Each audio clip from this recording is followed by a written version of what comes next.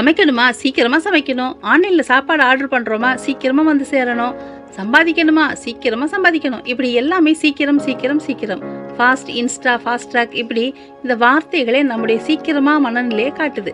கர்த்தராகிய இயேசு கிறிஸ்து 2வது முறை வரப்போறாரு நியாயாதிபதியாக. இதோ சீக்கிரமாய் வருகிறேன் அப்படின்னு சொன்னாரு.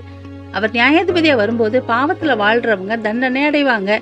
ஆனா இயேசுவின் ரத்தத்தால கழுவப்பட்ட, பாவங்கள் மன்னிக்கப்பட்ட எல்லாரும் பரலோக வாழ்வை பெறுவாங்க. அவர் வரும்போது எல்லாரும் பாவ மன்னிப்பு பெற்றவங்களா இருக்கணும். அதுக்கு எல்லாருக்கும் இயேசுவை பற்றியும் அவர் தர ரட்சிப்பு பற்றியும் சொல்லணும். இயேசு சீக்கிரமாய் வரப்போறாருன்னா அவரை பற்றிய செய்தியும் எல்லாருக்கும் சீக்கிரமாய் சொல்லப்படணும். தாமதிக்கிற ஒவ்வொரு நிமிடமும் பலர் பாவத்தோடு மறிக்கிறாங்க, திரும்ப ரட்சிப்பின் செய்தியை கேட்க வாய்ப்பே இல்லாம. சீக்கிரம் செய்ய வேண்டிய வேலையை அலட்சியமா செஞ்சுட்டு இருக்கோமா? சிந்திப்போம், செயல்படுவோம்.